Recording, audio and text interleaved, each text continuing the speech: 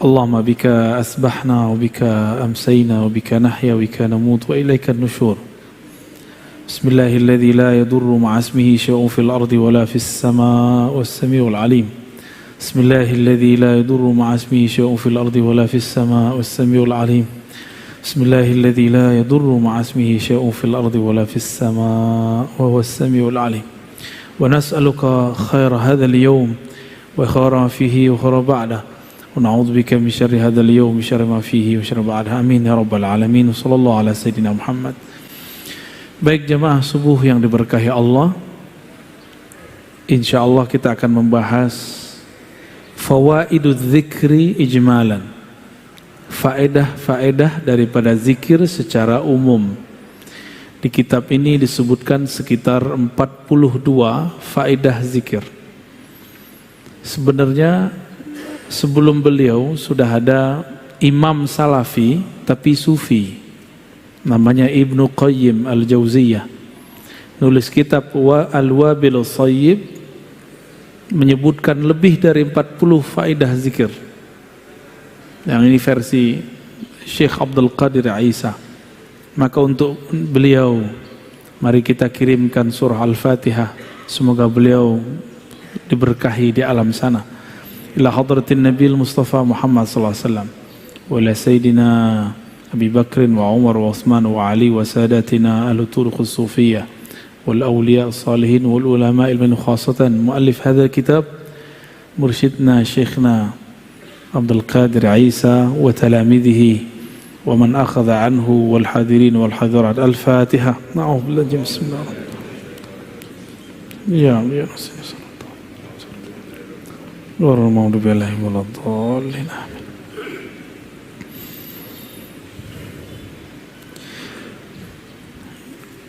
Ini nomor-nomor nanti kita jelasin ya. Faedah zikir yang pertama disebutkan dalam hadis yang sahih riwayat Imam Muslim bahwa setiap orang berzikir akan dikerubungi malaikat. Satu, diliputi rahmah. Rahmah artinya kasih sayang. Itu sebabnya ahli zikir disayangi makhluk di langit dan di bumi. Itu sebabnya ahli zikir tiba-tiba orang sayang aja sama dia. Ya. Kenapa dia disayangi? Karena pemilik langit bumi sayang dia. Semoga kita bagian dari mereka. Amin ya rabbal alamin. Tidak hanya itu, otomatis karena dia bersama pemilik alam yang membolak-balik kolbu, maka kolbunya jadi sakinah. Apa arti sakinah? Tenang. Kolbu itu artinya bergerak, kusak-kusuk, gundah. Kata orang apa? Gundah gulana. Ente gundah gak? Jomblo. Pasti gundah deh ini tiap malam. Tidur meluk bantal kan. Tapi kalau dia zikir ada sakinah di kolbunya, insya Allah. Apalagi namanya viral di langit. Antum gak terkenal di bumi gak apa-apa, yang penting terkenal di langit. Wa zakarahumullah fiman indah. Itu udah berapa tuh? Udah 4 ya. Jadi nanti bisa lebih dari 42 itu. Pertama apa? Malaikat menghubungi, hafat bihimul malaikah. Jadi antum nih sadar atau tidak, kalau lagi majelis rotibul haddar, rotibul attas, istighatsah, zikir pagi sore, baca Quran, itu banyak malaikat yang menghubungi. Ya. Ama kita itu ada malaikat-malaikat khusus. Malaikat itu senang ditambah malaikat-malaikat rahmah. Maka sejauh yang saya perhatikan, gak ada ahli zikir itu yang miskin. Apa yang dia butuhkan, yang dia perlukan, Allah tunaikan. Meskipun terlihat hidupnya susah, tapi hatinya tidak susah. Miskin ini kan konsep berpikir. Konsep berpikir yang tidak pernah merasa puas, itu miskin. Ya, Antum dulu gajinya 300, puas, kaya itu. Sekarang orang banyak gajinya 300 juta, masih korupsi. Ya. Apalagi yang kedua, orang yang sibuk berzikir, maka semua hajatnya, tadi barusan kita sebut, Allah penuhi meskipun dia tidak meminta. Kalau tadi hadis Muslim, sekarang hadis Tirmidzi. Orang yang sibuk dengan Quran, sibuk dengan zikir, Allah cemburu. Kalau di hatinya terbersit sesuatu, Allah enggak mau.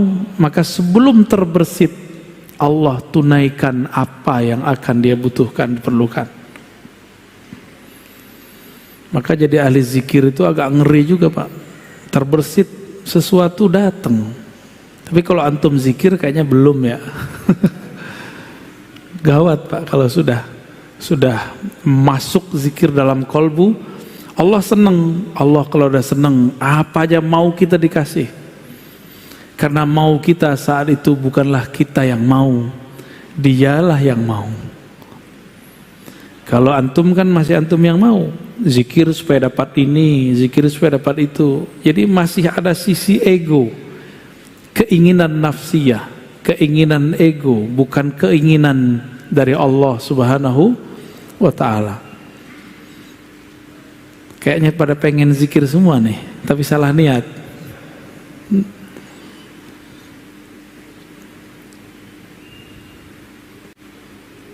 Ini banyak terjadi pada ulama-ulama terdahulu sampai hari ini. Jadi sampai hari ini tidak sedikit ahli-ahli zikir, apa yang terbersit di hatinya Allah kasih. Lalu Allah menyebut dalam hadis Imam Ahmad, Imam Baihaqi dan Ibnu Hibban dengan riwayat yang sahih, bahwa ahli zikir itu disebut ahlul karam. Apa arti karam? Karam, al-karami, karim. Apa artinya? Pemurah, mulia, ya. Allah Subhanahu wa ta'ala mengatakan, saya'lamu ahlul jam'il yawm man ahlul karam. Pada hari kiamat akan dikenal siapa yang disebut ahlul karam. Faqila wa man ahlul karami ya Rasulullah. Wahai baginda Rasul, siapakah yang disebut orang-orang yang pemurah? Nabi mengatakan, ahlu majalis dzikri fil masajid. Orang-orang yang suka berzikir di masjid, masjid. Inilah dalil kita nanti ada masanya akan menghidupkan majelis zikir. Selain majelis taklim, ini kan taklim. Nanti ada masa kalau sudah muncul halnya, kita nanti zikir bersama-sama di masjid. Insya Allah, ya. Karena ngaji-ngaji aja dulu ya, biar mantep dulu, jangan zikir dulu. Jadi kita berzikir dengan ilmu, bukan dengan nafsu pengen begini dan begitu. Itu maksudnya, ya.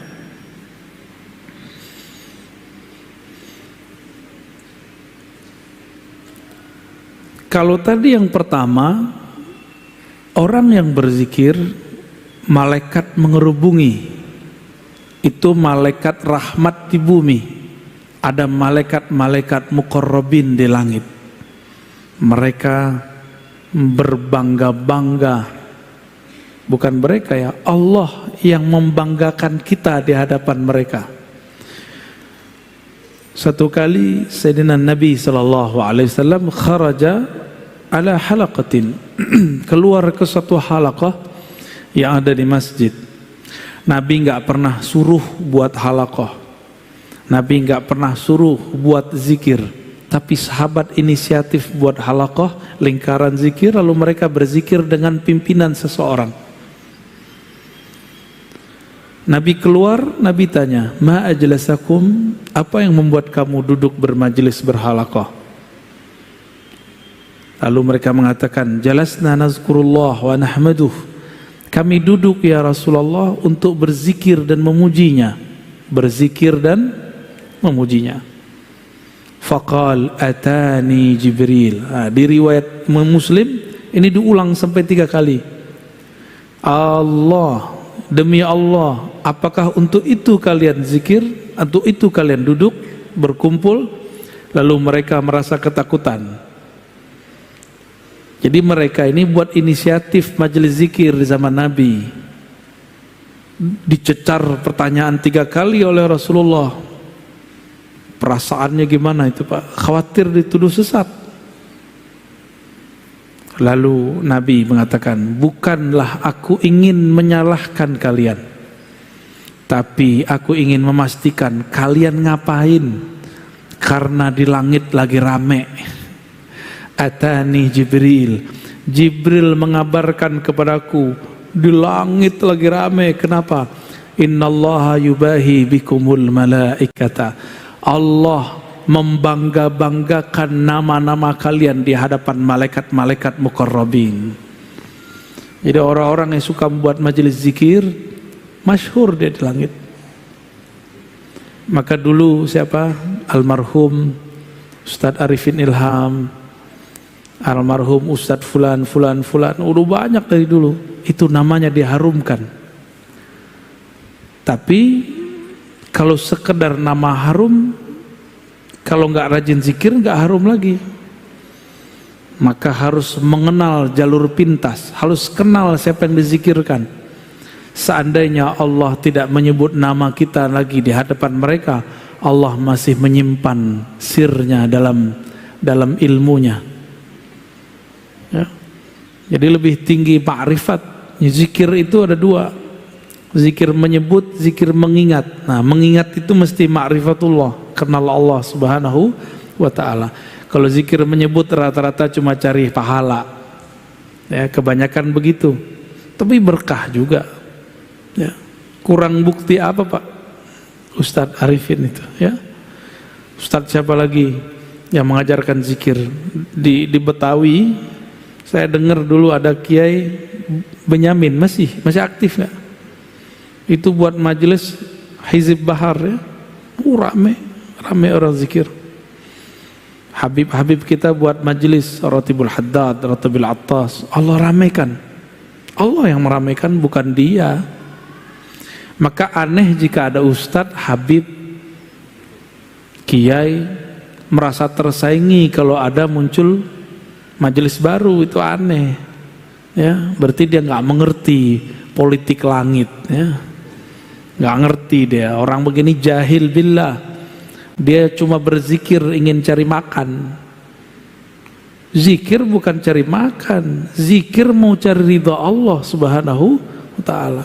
Muncul kelompok baru, zikir, gak apa-apa, malah senang kita. Alhamdulillah, negeri ini tambah harum dengan zikrullah. Begitu seharusnya. Bukan malah merasa tersaingi. Kita itu marah kalau ada yang membid'ahkan, ya. Satu suara dong. Jangan kayak teman saya di seberang sana. Datang, adik kelasnya datang buat majelis, diperintahkan guru. Apa kata dia? Lu lapor sama gua. Urusan apa? Ya, ini wilayah gua. Siapa yang punya wilayah? Yang punya wilayah kan Allah Subhanahu. Tapi memang kalau kita ngajar di suatu tempat, ini adab. Ada guru tua di sana, kita silaturahim. Tapi seandainya enggak, kita nih orang tuanya, kalau tadi orang mudanya, kita nih orang tua di sana. Ada anak muda baru buat majelis zikir, mereka enggak silaturahim, enggak apa-apa. Justru kita katakan, ya Allah, Engkau akhirnya meringankan beban-beban tugasku. Begitu seharusnya, ya. Emang mimpin zikir menurut antum enak? Hah?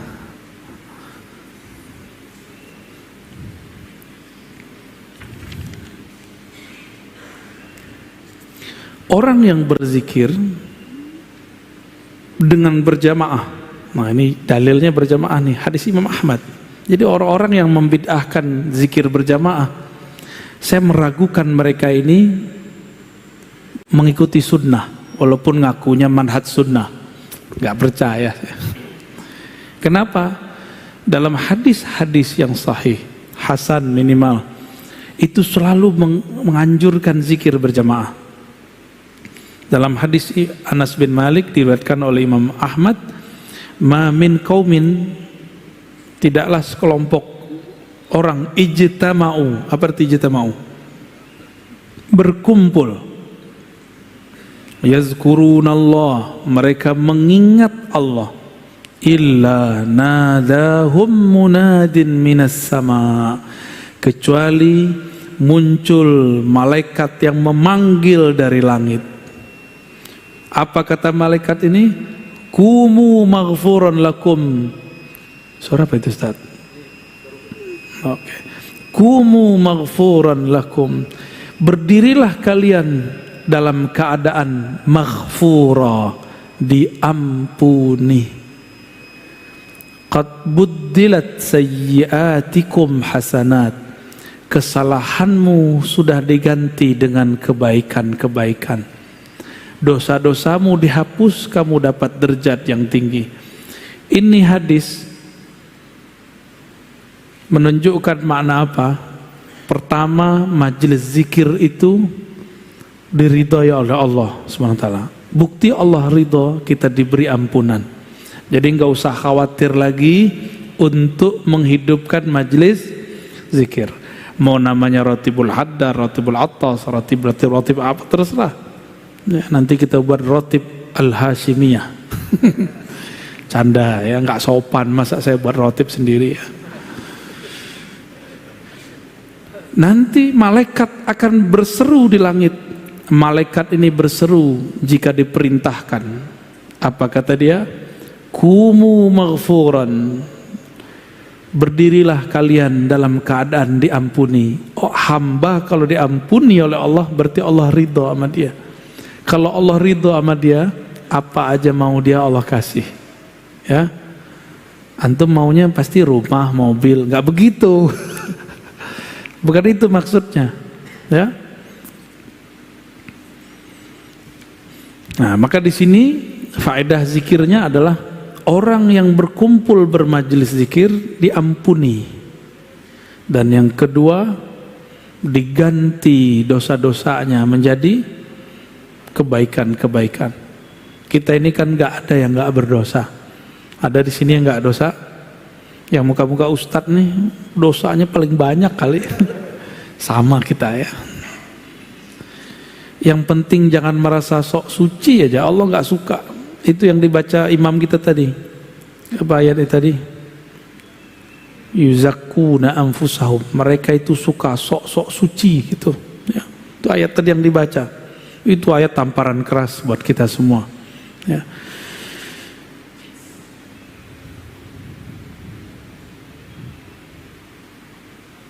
Terjadi dialog antara sahabat dan Nabi. Kana Salman fi isabatin yadhkurunallah. Satu kali Salman Al-Farisi. Salman ini orang Persia Iran. Beliau umurnya di atas 200 tahun. Masih hidup, masih seger. Kalau di riwayat Imam Zahabi 250 atau 350. Kayaknya 300 agak ribet mikirinnya ya. Mungkin 200 kali. Saya punya guru paling tua, udah meninggal 120 tahun kalau nggak salah. Masih seger. Nggak tahu tuh Buya Syar'i apa? Ya, itu berapa umurnya tuh? Ya, tua sekali tuh. Orang cuma pengen minta doa beliau aja kan? Orang mana tuh beliau? Comas ya. Ya semoga Allah berkahi beliau. Ketika Salman dan para sahabat berkumpul yazkurunallah, hadis Imam Ahmad dan Hakim. Marran Nabi SAW fakaffu. Nabi mengunjungi mereka, lalu mereka tiba-tiba berhenti berzikir. Faqala ma kuntum taqulun. Kenapa kalian berhenti zikir? Kulna nazkurullah. Kami hanya nyebut-nyebut Allah, wahai Rasulullah. Qala, Nabi ini kan kasyaf. Tahu kasyaf? Ini orang Wahabi nggak percaya kalau Nabi kasyaf. Nabi memandang dengan izin Allah alam gaib. Kata beliau, inni ra'aitu rahmata tanzil. Aku melihat rahmat turun. Fa ahbabtu an usyarikakum fiha. Maka aku ingin mendapatkannya bersama kalian. Usyarikakum, bersama-sama mendapatkannya dengan kalian. Summa qala alhamdulillahilladzi ja'ala fi ummati man umirtu an asbir nafsi ma'ahum. Segala puji bagi Allah yang telah menjadikan di antara umatku ada kelompok yang aku diperintahkan untuk bertahan bersama mereka. Maka ini kabar gembira buat ahli zikir, orang yang suka berzikir berjamaah. Rasulullah berbangga dengan kalian. Rasulullah berterima kasih kepada Allah karena ada kelompok-kelompok itu. Maka hidupkan istighasah, ratib, hizib, hidupkan itu, majelis zikir, torikot yang mu'tabarah, yang sahih sanadnya kepada Rasulullah. Hidupkan itu, karena itulah yang membuat negeri ini diberkahi. Hindari merasa lebih baik. Torikot dengan torikot tidak boleh merasa lebih tinggi, ya, itu cuma metodologi. Maka torikot yang sesat, yang merasa dirinya lebih hebat daripada kelompok yang lain, ya, boleh merasa torikot kita bagus, tapi tidak boleh merasa lebih baik dalam artian lebih sahih, lebih benar, yang lain gak benar. Nah itu bid'ah itu, ya. Ibnu Qayyim menyebutkan 100 macam zikir, ya, lebih. Pertama, manfaat zikir, ya. Annahu yutridu syaitan wa yuqmi'uhu wa yuksiruh. Orang kalau berzikir maka syaitan tertolak, ya. Jadi kenapa kita ini kesetanan? Karena kurang zikir. Jadi kalau antum melihat ada orang zikir terus begitu, itu bukan kesurupan. Itu namanya hal, apa namanya? Atau wujdan. Dia berteriak lagi zikir, itu bukan kesetanan. Atau antum melihat ada orang zikir keras, la ilaha illallah, itu nggak apa-apa. Itu hal yang terjadi sama dia. Cuma kalau saya senangnya sekarang zikirnya lembut. Kalau dulu masa masih muda banget, sekarang muda biasa. Dulu masih muda sekali, saya senang zikir keras. Bahkan kami seminggu itu ada 3 kali majelis zikir keras. La ilaha illallah, begitu. Kepalanya udah kemana-mana itu.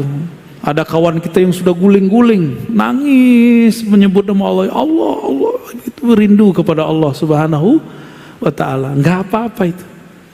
Cuma jangan di tempat yang orang belum mengerti tentang itu. Kayak di masjid ini kan belum terbiasa. Ini kan masjidnya masjid mu'alaf juga nih. Dulunya jangankan itu, kunut aja susah di sini, ya. Imam mau kunut aja disogok dulu biar gak kunut, ya. Tanya nih sama imamnya, ya. Annahu yurdir rahmana azza wa jal.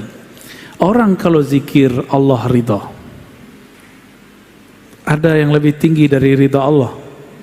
Antum kalau sudah diridhai Allah, mau ke langit ke-7 boleh, mau masuk surga boleh, tapi mati dulu.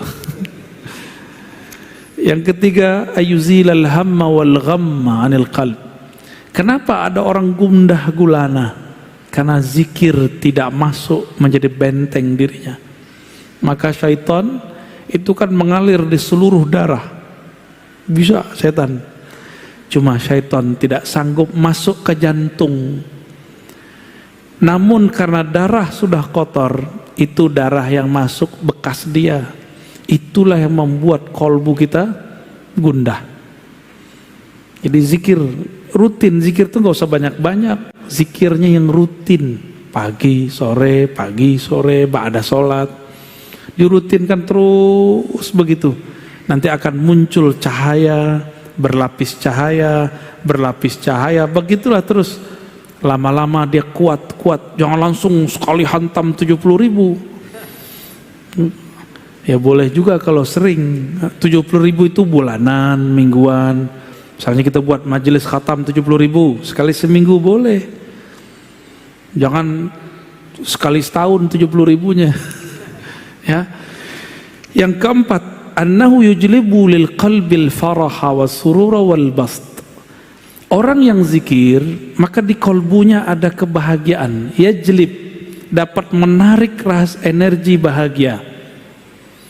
Ya, orang-orang yang murung ini kurang zikir, ya. Ini wajah-wajah galau ini kurang zikir ini, ya. Kebanyakan nonton YouTube. Annahu yunawwirul wajha wal qalb. Orang kalau zikir, karena kolbunya berseri-seri, wajahnya pun berbahagia. Ya. Walaupun air matanya menetes, tapi dia menetes dengan kebahagiaan. Emang bisa nangis tanda bahagia? Bisa ya? Coba ibu-ibu itu waktu dulu nikah, nangis. Kita tanya, kamu sedih neng? Enggak, aku bahagia. Jadi ada tangisan bahagia. Annahu yuqwil qalba wal badan. Orang ahli zikir itu kuat kolbunya dan badannya. Jadi antum yang sakit-sakitan mulu, dikit-dikit capek, itu kurang zikir. Karena kalau zikir kolbunya tenang. Orang kalau zikir kolbunya tenang. Kalau kolbunya tenang, maka badannya akan stabil, imunnya oke. Ya. Nah, ini kesukaan antum nih ya. Zikir itu menarik rezeki. Annahu yajlibur rizqa. Zikir itu menarik rezeki. Cuma salah paham, rezeki itu tidak hanya yang zahir, ada yang batin. Yang zahir duit, rumah, tanah, pakaian, kendaraan. Ya. Ini beda nih ya. Ada orang zikir, saking banyaknya zikir, dia kemudian berkhidmat untuk zikir. Tapi dalam khidmat untuk zikir dia terhalang oleh kendaraan. Maka Allah lihat orang ini butuh kendaraan, Allah adakan kendaraan untuk dia. Lain dengan kita mau beli kendaraan, zikir dulu. Beda ya, modus. Ya. Itu modus thariqat al-modusiyah. Thariqat begini udah ketinggalan, ya. Pengen ini zikir, itu thariqat jadul, bukan thariqat ma'rifatullah. Thariqat begini Allah nggak ridho. Kamu zikir bukan untukku, tapi untuk kemauanmu.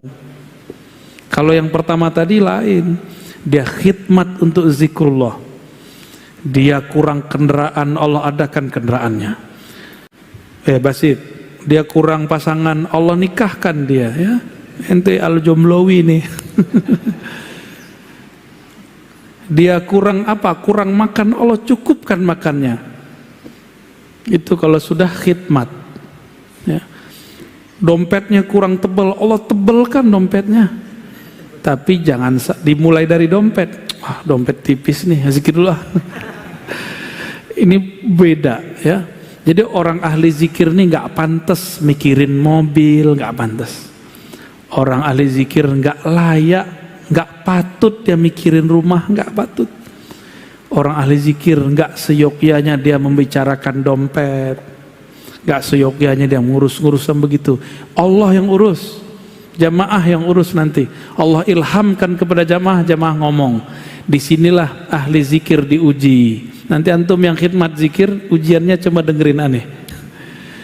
Kita rajin zikir nih, buat majelis zikir.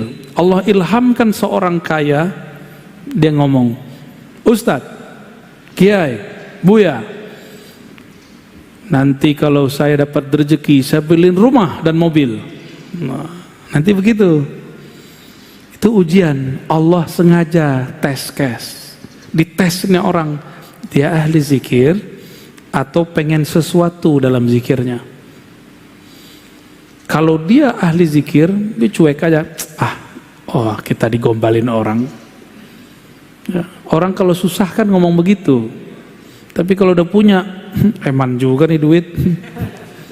Masa dibagi-bagi sama orang, dia kan kerja ngapa-ngapain. Yang kerja aku, si ustadz cuma doa-doa doang. Gak usah lah, amplop aja lah 500. Ya salam. Minta kaya, ngasih amplop ustadznya segitu kan. Doanya minta dunia akhirat. Itu kejadian. Si ustadz berubahkah niatnya? Apakah dia tadinya yang berharap kepada Allah, sekarang berharap kepada makhluk Allah? Tuh, tipis-tipis. Kalau lagi zikir yang kebayang amplop, orang kaya. Atau ketika zikir teringat Allah yang maha memberi zikir. Kalau matahari terbit, purnama pun tidak terlihat, bintang-bintang hilang.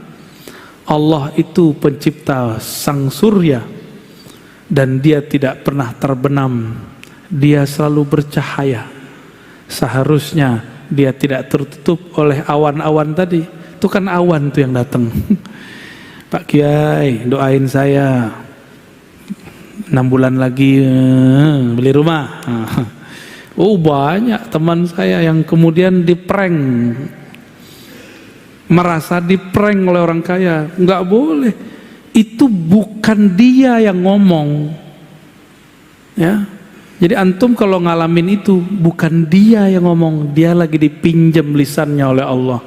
Bahwa sang ustadz jika dia istiqomah, Allah akan cukupkan keinginannya, kebutuhannya, bukan keinginan. Ahli zikir itu sudah nggak ada keinginan. Dia butuh apa Allah kasih. Butuh apa Allah kasih. Kan kebutuhannya ahli zikir ini macam-macam. Datang sendiri aja, ya, nggak dibuat-buat itu. Ente lagi butuh apa, Basit? Butuh pasangan hidup ya? Niatnya benerin ya. Annahu yaksu dzakiral mahabata wal halawata wan nudrah. Zikir ini membuat ahlinya dipakaikan oleh Allah haibah. Maka ahli zikir nggak perlu pakai jimat. Antum yang punya jimat, bakarlah jimatnya. Ngapain lagi? Ya, pakai aja lah zikir pagi sore, istighosah, rotib, itu cukup udah. Nggak sempat sholawat. Sholawat itu adalah jimatnya badan. Jadi kalau nyimpan di buku, di kopiah kan ada tuh ditaruh di sini ya. Ada yang ditaruh di baju, ada yang bajunya dirajahin. Antum kira aneh nggak ngerti. Udahlah, simpen aja itu ya. Nggak perlu begitu-gituan. Kita ini sudah ahsan takwim. Struktur di tubuh kita ini, dalam diri ini sudah sangat canggih. Kalau sesuai dia dengan proporsinya, komponen di badannya, yaitu zikir, maka dia akan menarik tanpa perlu ada alat-alat penarik. Ya, walaupun muka kita pas-pasan nggak ada masalah. Ya, jadi tolong nih kawan-kawan, bedakan zikir dengan ilmu hikmah. Ya, ilmu hikmah itu untuk yang tadi-tadi.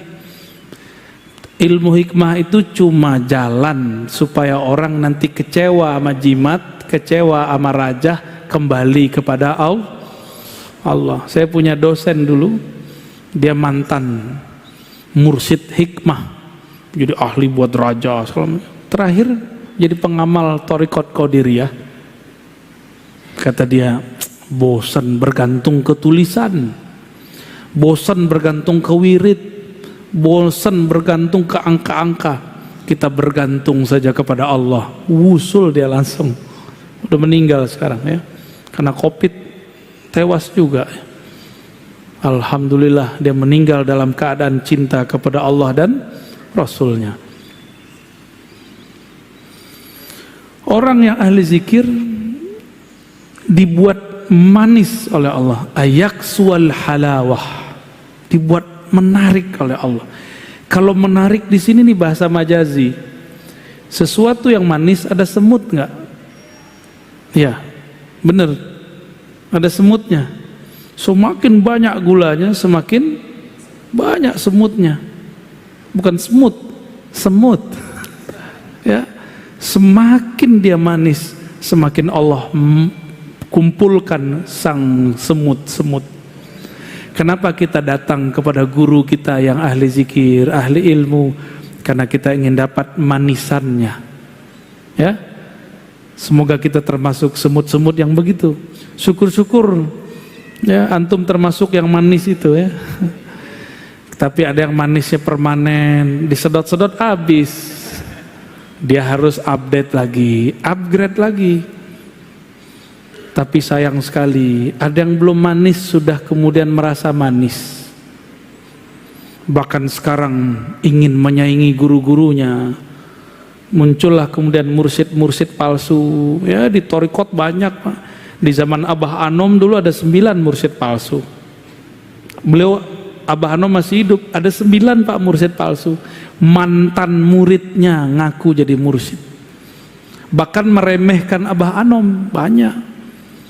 Jadi nanti jangan heran kalau ada orang yang ngaji sama saya nanti saya nggak tahu sekarang ya, nanti jelek-jelekin saya.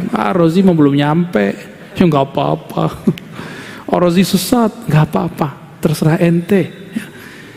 Kita tidak diminta untuk dikenang amal kita. Ya, guru sih sedih muridnya khianat, cuma itu kan takdir Allah. Kita pulangkan, kembalikan semua kepada Allah. Kita cuma berdoa semoga kita tidak jadi murid yang khianat. Ya, ada yang nggak diangkat jadi mursyid, setelah wafat ngaku jadi mursyid, itu pengkhianat juga itu. Nah ini banyak sekarang begitu. Saya nggak mau ini terjadi pada kita. Maka walaupun saya kolektor ijazah tarekat kemursidan, tapi tidak satupun yang saya kembangkan di luar-luar. Paling di majelis tertutup saya bilang. Karena nggak mau terjadi pergesekan thariqah. Karena psikologis orang berthariqat ini merasa bangga dengan thariqahnya. Dulu waktu saya berthariqat sama Nia, saya menganggap, ini thariqat paling cepat.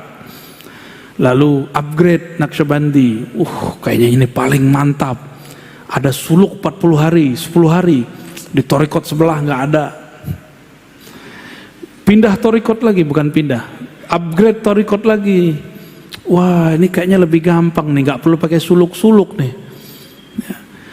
Ngaji lagi, begitulah terus. Ternyata kolbu ini nggak pernah puas sampai dia bertemu Allah Subhanahu wa Ta'ala. Jadi saya pengalaman Pak, berthariqat macam-macam, dan setiap masuk thariqat tertentu merasa ini yang cukup, ini yang cukup. Maka setelah sekarang Allah dewasakan dikit-dikitnya, saya menghindari itu. Ya. Maka yang antum kan ada yang Naqsyabandi, ada Ba'alawi, ada yang Qadiriyah, ada yang Syaziliyah, ada yang nggak jelas, ada Idrisiyah. Saya lihat ada thariqat baru juga nih, thariqat Al-Barawiyah. Paling lucu, di sebuah pertemuan thariqat banyak orang-orang thariqat, sholat maghrib datang, berlombalah mereka pengen jadi imam karena berharap nanti memimpin zikir. Dipimpinlah oleh salah satu orang thariqah, yang thariqah lain marah, bid'ah, thariqat kita beda. Tuh ngapain ente begitu ya? Pada seharusnya dinikmati aja, mau di depan pakai apa zikirnya, ikuti. Nah, ini yang saya hindari. Ya. Itu ciri-ciri thariqat ego, thariqat nafsiyah, bukan thariqat ma'rifat, thariqat ruh. Ya, dalam ruh biasa aja. Udah Basit. Cukup. Nah, terakhir saya bacakan. Nomor 9 kalau di Ibnu Qayyim. Yuwarrithul mahabbata allati hiya ruhul Islam. Orang ahli zikir pasti kolbunya penuh cinta. Jadi kenapa antum ketemu sekelompok orang ngaji doang dia, nggak ada zikirnya, kerjaannya nyalahin orang mulu, ya. Karena dia kurang zikrullah. Kalau dia sering zikrullah, di kolbunya yang penuh cinta, mahabbah. Mahabbah itulah ruhul Islam. Mahabbah itulah inti orang beragama. Mahabbah itulah yang kemudian Allah menciptakan segala sesuatu karenanya. Dengan mahabbah itulah Allah sampaikan seorang hamba ke hadiratnya. Dengan mahabbah itulah Salahuddin Al-Ayyubi menaklukkan perang salib. Muhammad Al-Fatih dibimbing gurunya Al-Mursyid Al-Kabir Ibn Syamsuddin memenangkan perang, menaklukkan Konstantinia. Tapi spirit ini sekarang dihilangkan. Banyak orang jualan khilafah, tapi dia meninggalkan tasawuf dan zikrullah, ya. Saya kembalikan kepada Ustadz jomblo kita, ya.